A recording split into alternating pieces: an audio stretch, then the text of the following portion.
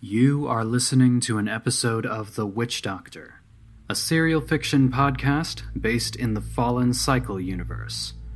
Written by Equanimus Rex, edited by James Curcio, read by Kevin Brown. You can find more episodes at equanimusrex.com or fallencycle.com, where you can find a variety of other Fallen Cycle projects. And now, The Witch Doctor. Episode 1. Every beat of their hearts was like a hammer strike to a coffin nail. The Lord Father in his heavenly abode might govern all things worldly in their home of Nowell, but not here. The Wilder disregarded the truths of the nearby resettlement of southern lands, perhaps of God entire. The Wilder was dangerous throughout the day.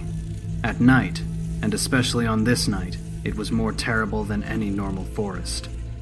A sea of bark, a kingdom of lichen, uncanny and cunning. Two people passed through, feeling a pulse of animal instinct bidding them to flee. Safety seemed a half-forgotten dream. They longed for the warm light of hearth and home. This place was not made for them. Reality ran ragged as they walked, fraying further with each sulking step. The last bridge they crossed seemed the final place marker before the ends of the earth. The forest stood imposing, silent, a harbinger, but of what? An orb light swayed in the darkness, buzzing mechanically. Rather than illuminating a clear path through the underbrush, it cast shadows tangled and thick. The two companions clutched at their weapons in free hands and felt watched. The woods seemed to whisper back to them, "Your home will be part of us." The trees looked like incomplete reflections of true trees. The years had left them drawn and sickly. The air smelled of verdant rot. Sweet, sick decay erupted with fireworks of fungi and mold. Moss grew in thick carpets over bark and stone. Ferns as tall as men bent lazily as a troop of seven-legged squirrels fled their oncoming footsteps. Within, even the rules of nature seemed suspended. Time passed, but how could they tell time? Here, even the heavens were rejected. The canopy above served enough as a surrogate sky, encircling everything. When their feet finally touched old asphalt, the stars could be seen, turning ever so slowly in their cradles. How easy it was to suspect they had finally become unanchored, that they had lost access to the world outside. Seeing the heavens fixed in place above brought them both relief. The twinkling light soothed the creeping madness back to its hole. They came to a cluster of gutted buildings, a motley built of rebar and roots, of flowers and broken glass. Corpses half digested by the Wilder. The ruins echoed their steps and their whispers. A man warned the woman to slow down, that he heard voices. She didn't reply, but she heard them as well. They pressed on. She could hear her companion praying, for safety, for comfort, for strength. The concrete and steel amplified his whispers. When they finally arrived at the plaza, he'd insisted they go the long way. She didn't argue. "Over here, Sheriff." He pointed into the darkness, into the forest, the ruins behind them. "That's where I heard it."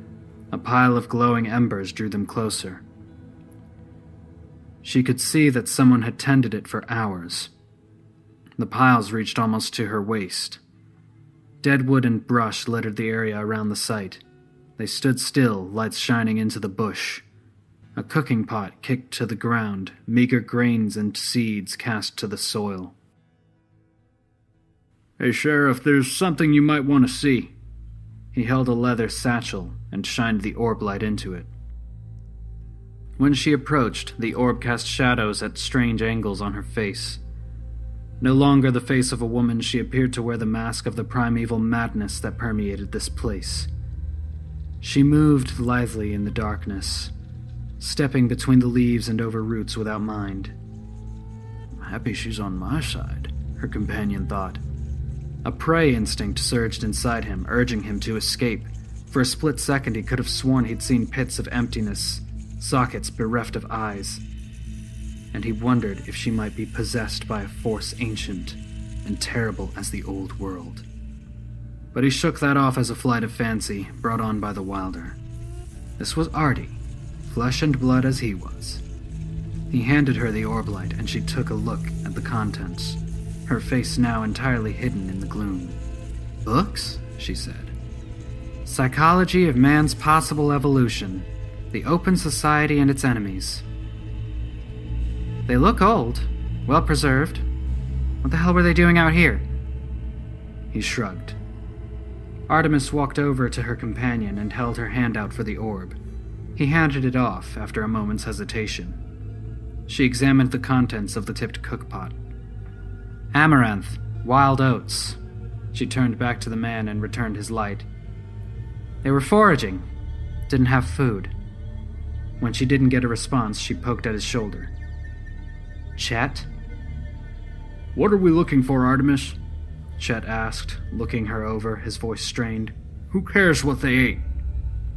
She could see the stress on his face, how his eyes darted into the darkness that surrounded them. His black powder rifle leaned on one shoulder, his fingers were ghost white from the force of his grip. His face, push-broom mustache included, dripped with sweat. "I didn't take you for a coward. Chin up," she goaded him. Chet stood up straight, shining his orb light in her face. "You've got some fucking nerve. I've been coming out here since you were "I'm just messing with you," she cut him off, not unkindly, waving away the beams of clinical white. "Get your head in the game." Artemis ignored his groan and looked off into the forest. If they were running low on food, they aren't from around here most likely, and they aren't wilder folk either.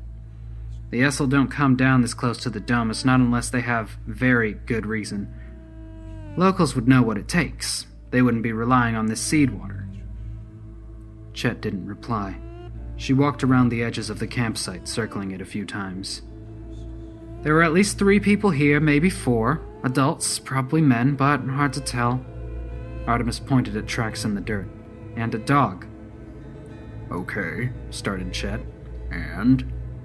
Artemis ignored him and walked into the tree line, leaving him to follow her hasty steps. "Vomit." She waved a hand towards a tree, its roots glistening wet.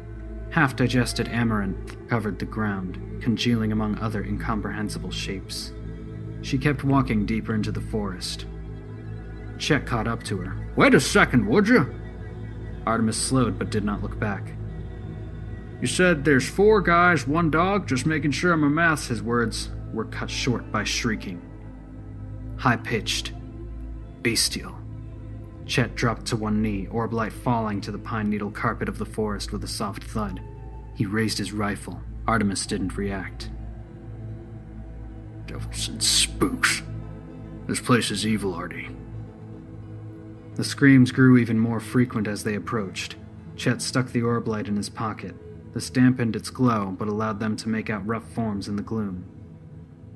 They held their weapons shouldered, crossbow and rifle, moving deliberately like hunters, their eyes sharp. Chet shot the sheriff a look, surprised at the intensity he saw upon her face. Artemis had cocked her crossbow earlier. A broad-head bolt sat secured and ready. Chet could see her 6-pointed badge, scuffed and oxidized in places, but portions still gleamed in the artificial light. It held some meaning for her, but what? She held her crossbow in her left hand, her dominant hand. Rows of scratch marks tallied her hunts across the weapon's wooden stock. "There," Artemis whispered, ducking behind a tree. Chet was close behind. For the moment the shrieking had stopped, but they could hear the sounds of cracking branches. Footsteps, and then they could make out muttered voices. "Now what?" asked Chet. "Give me your light," she replied, and held out one hand. "I'll approach with the light, you stay in the dark. If they try anything, blast them." Chet shook his head. "No, we..." But she'd already stuck the snatched orb light. and was walking briskly towards the sounds. She activated it and bathed the area in white light. 2 forms huddled around a long wooden box. They looked like pallbearers mourning a dropped casket, though they gibbered as if in fervent debate. None of the noises sounded like any language she knew. Not Glish, not Essel. A lone man stumbled as if drunk, off to her left, and then she saw him walk face first into a tree.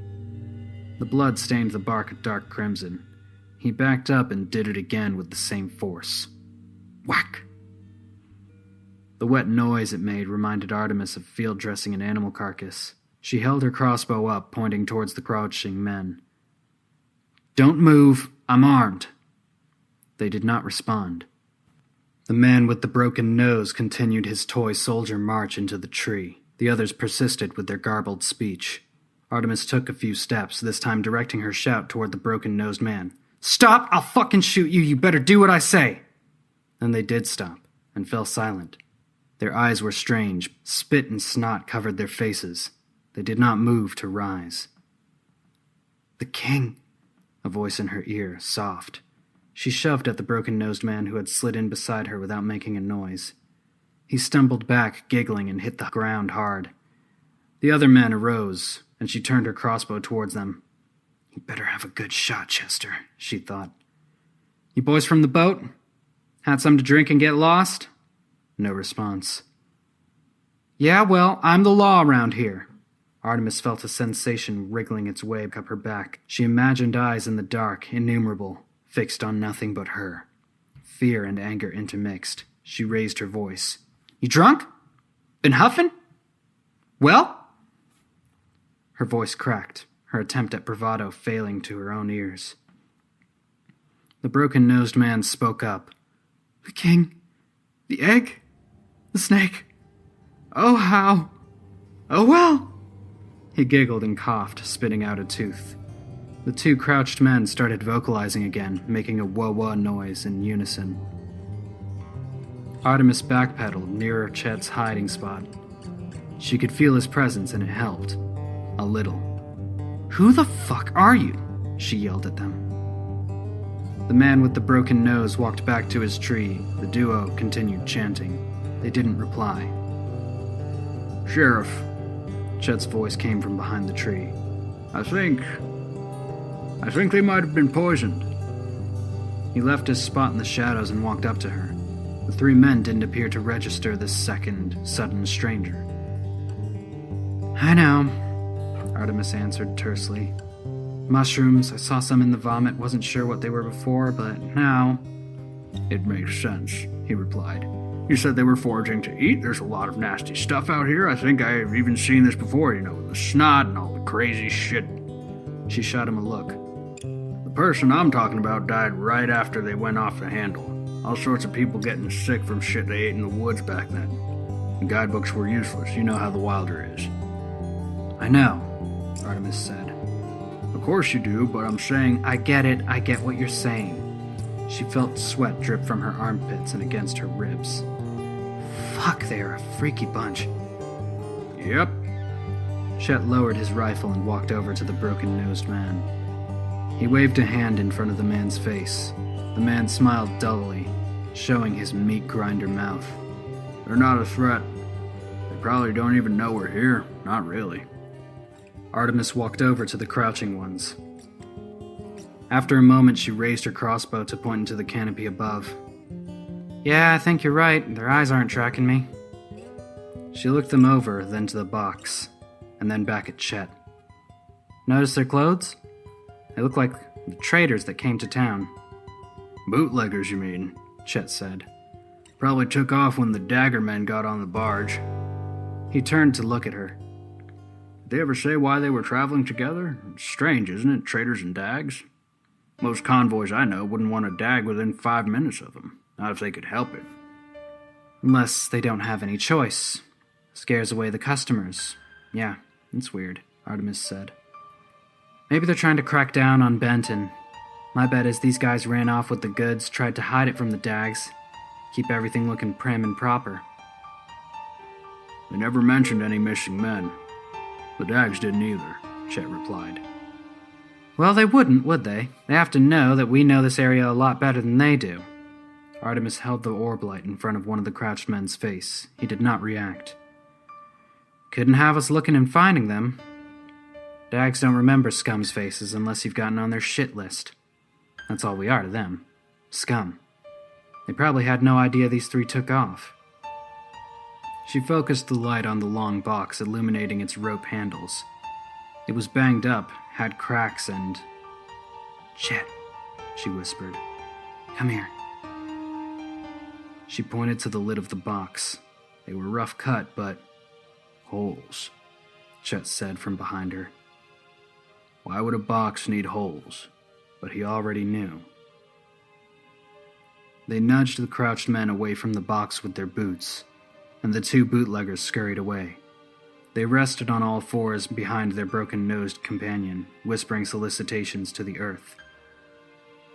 "Help me get this open," Artemis told Chet, and they examined the box. Cordage had been bound through metal loops securing it. They pulled out their knives and cut them away. Each took a hold of opposite ends of the box, lifted the lid off of it, and peered inside.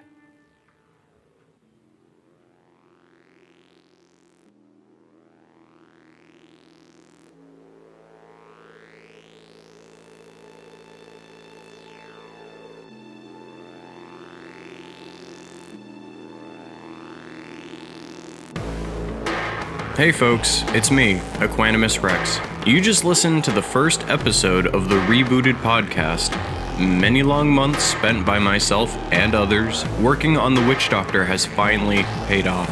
I want to take a moment and express thanks to all of you who've shown interest in the project.